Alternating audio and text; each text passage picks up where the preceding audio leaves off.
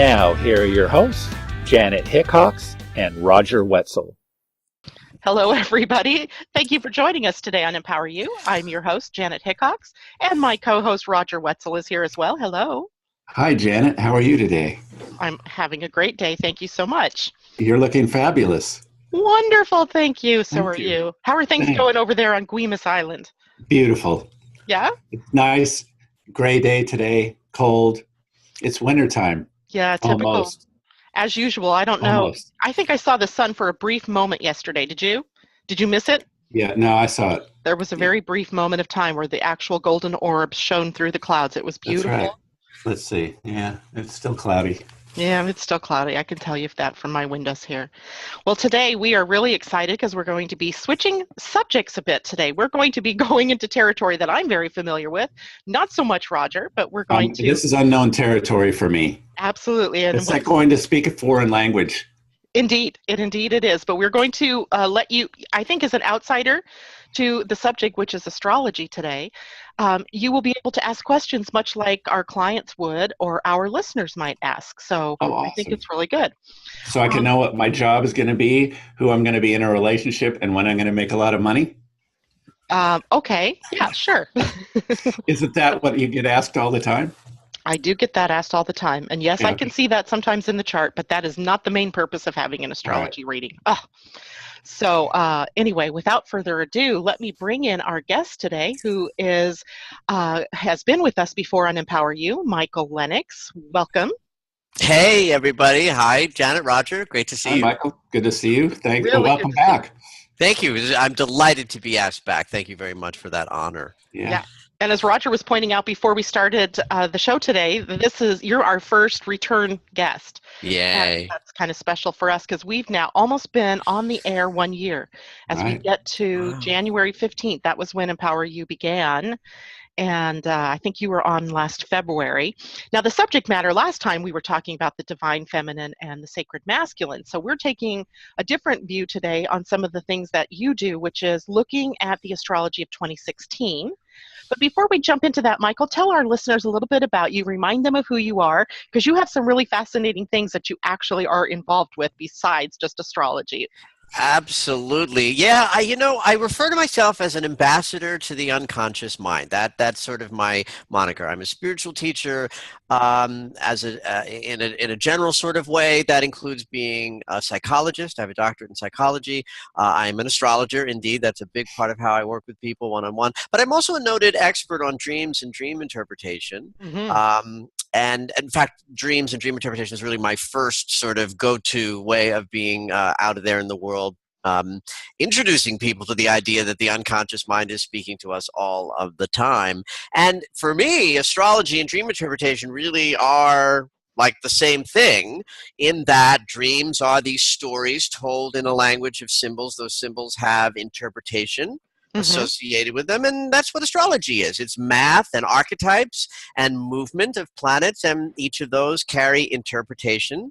And a good astrologer's job is to take those archetypes and see how they're interacting in a moment, based on the natal chart when you were born and what's happening now cosmically, puts that together, and then you interpret as if it's a storyline that your unconscious mind is telling you as you move through life. So to me, they're really, dreams and astrology are the same thing. Yeah, they're very intertwined. In fact, I've actually had dreams where I am looking at an astrology chart.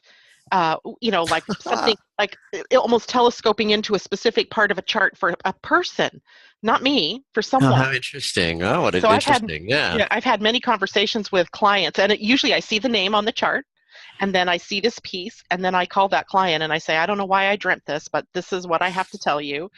And it's just something from my unconscious mind coming up to them. Got it. How interesting. I love that. And when you have that experience, Janet, how spot on are you at, like, either in that moment or out into the future? Have you got feedback on that? Yeah, if I don't allow my mind to get involved and mess with what the message was, then it's really good. People say, oh, that's so perfect timing.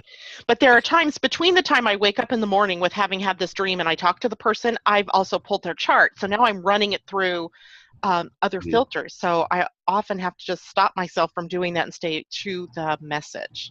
I love that, because it is our minds that interferes with all of this. Yeah.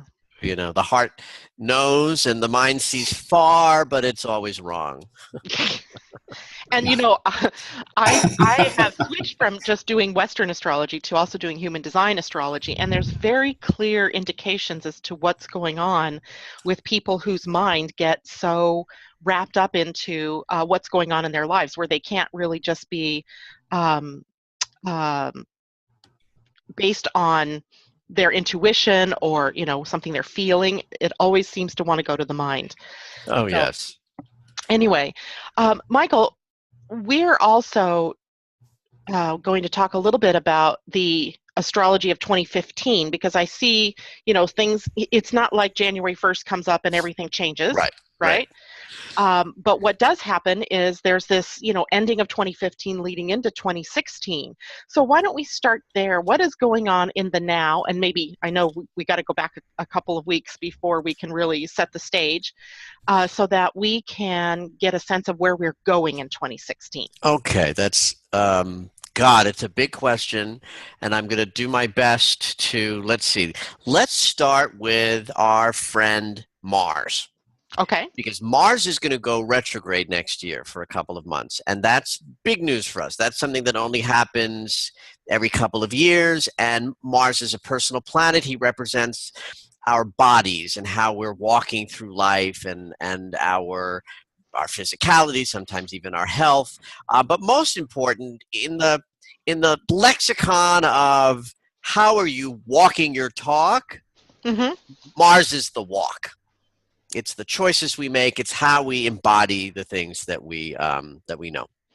So, very briefly, let's cover the big square that happened between Pluto and Uranus between 2012 and the middle of 2015. That's a 3-year cycle of the planet of change that's slow and irrevocable, and the planet of change that's lightning fast. That's Pluto is the slow one, Uranus is the fast one. In the 90-degree angle, that's the angle of shift and change and conflict and obstacle. And during those 3 years, everything changed. Everything changed out on the planet. Everything changed within each of us. Now, Pluto and Uranus move very slowly, so it's not like, as you said, it's not like just because in, I think it was March, that square ended, isn't like, okay, now we're done and how we move. I mean, Pluto and Uranus's impact, that's like a decade-long impact. It just had a peak of a wave between 2012 and 2015. These are outer planets, meaning they represent our outer consciousness, our higher consciousness, the universal consciousness. We don't feel those changes in us as individuals until a personal planet comes along and stimulates something. And then we're incorporating those consciousnesses into who we are in our bodies, how we walk through life.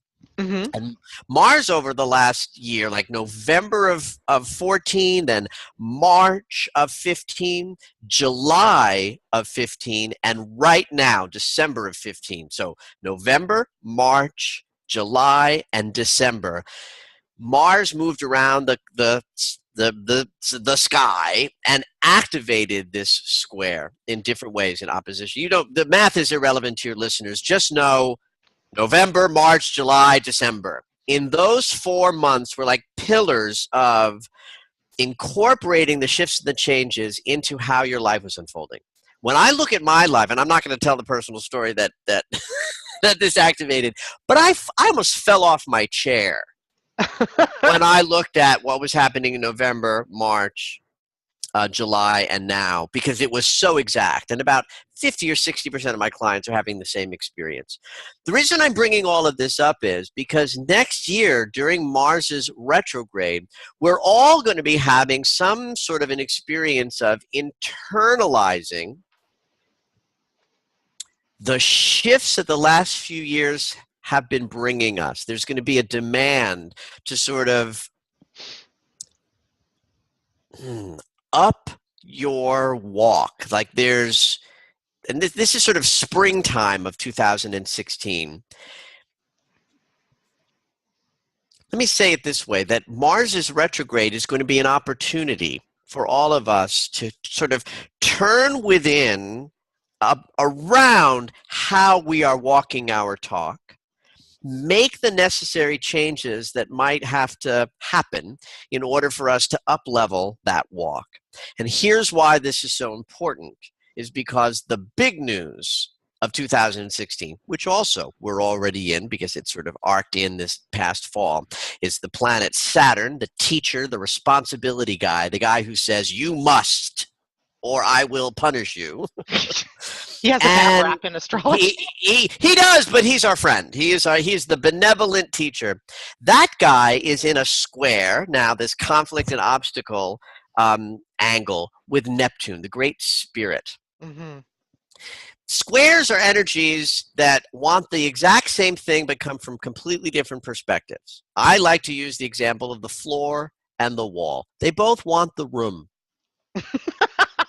I like that. But the floor says, will you lie down already? And the wall says back, no, you stand up. They never agree. But in their disagreement, the room stands. The room is true. The room holds. Structure and spirit wants things very grounded and clear and restrained. Neptune just wants things to be sort of, oh, it's all one. You know those people. I do. Oh, it's all one. We're all one. It's like, yeah.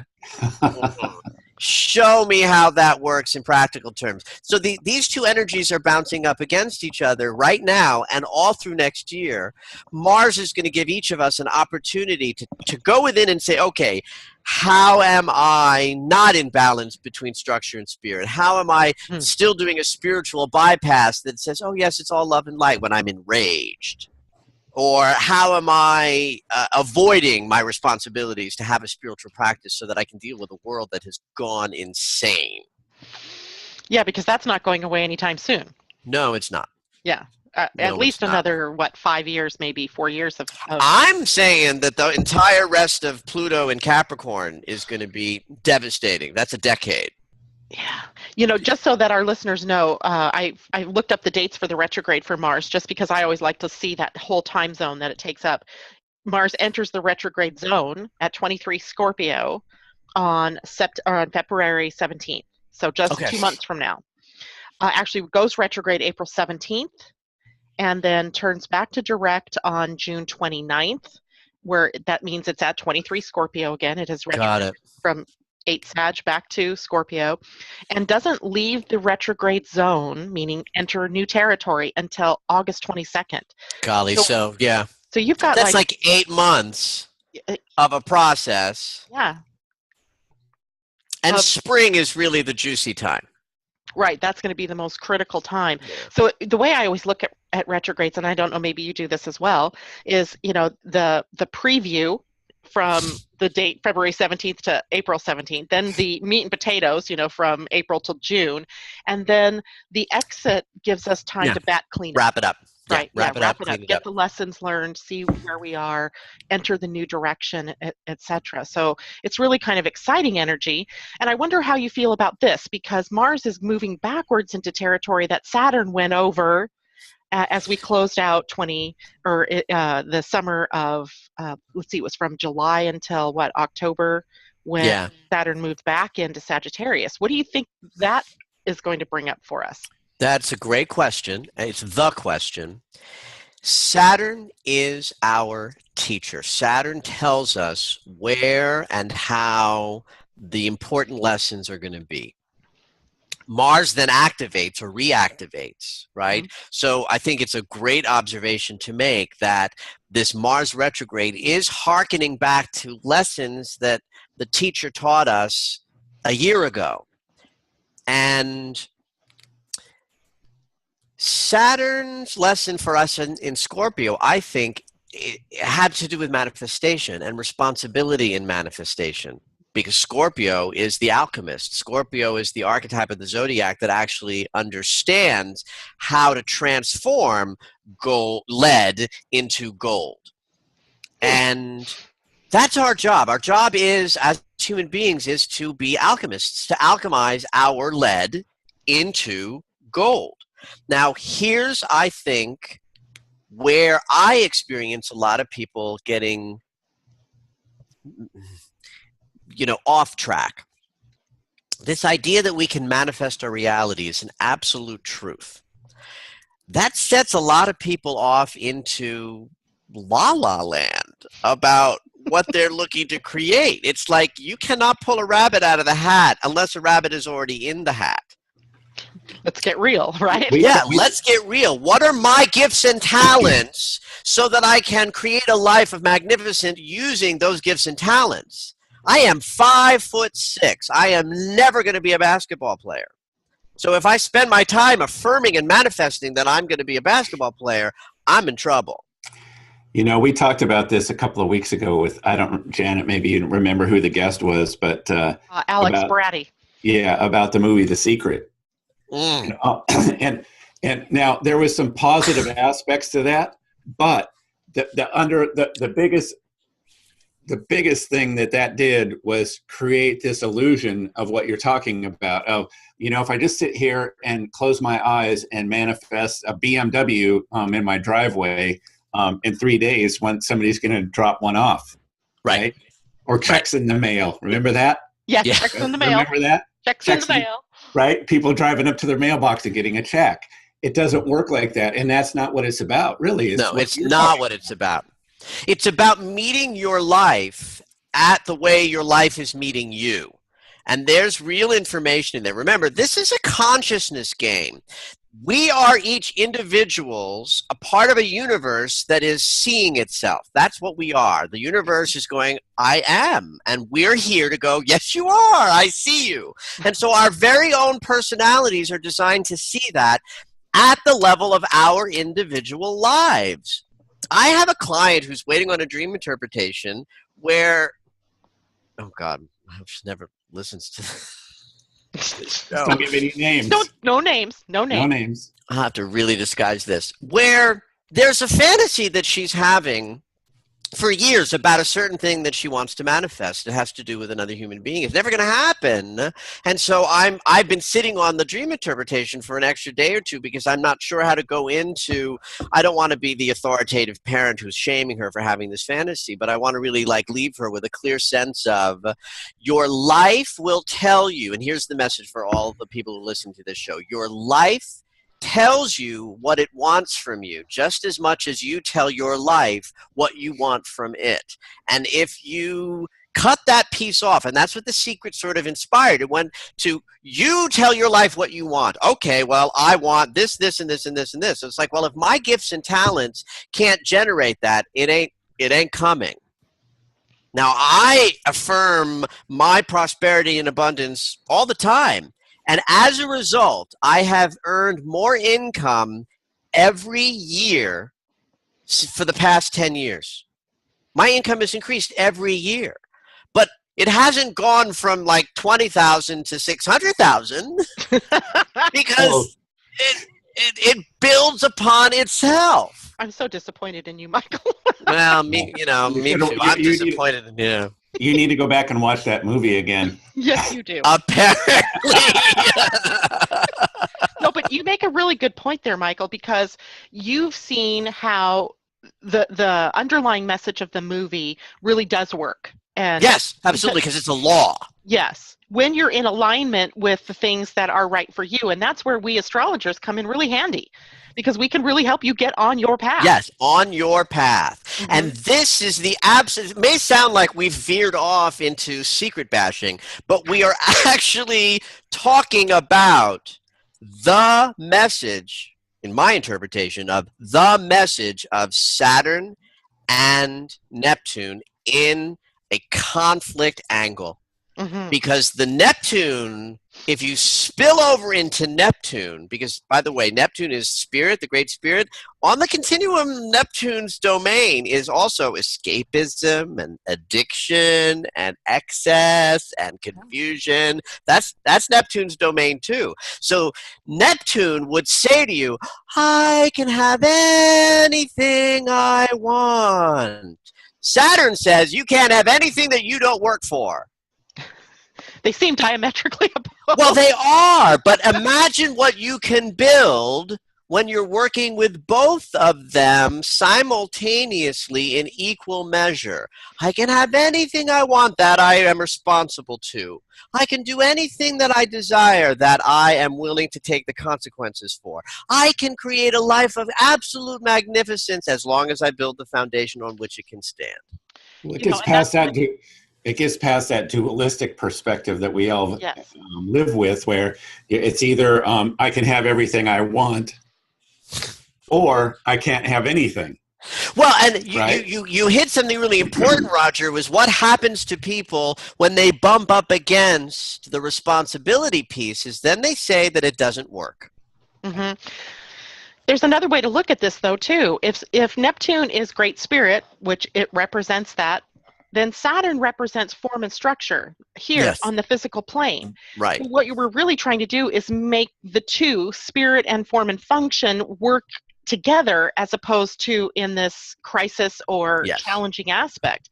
And that means to me, because this is all happening, of course, across Saturn's in Sagittarius, Neptune is in Pisces, that means that we're really having to go back to our core beliefs. We got to look at what we believe is true for us and what we believe is true in this world, and align ourselves with some truths and not the fluffy or the so mundane that it, you can't get yourself out of it.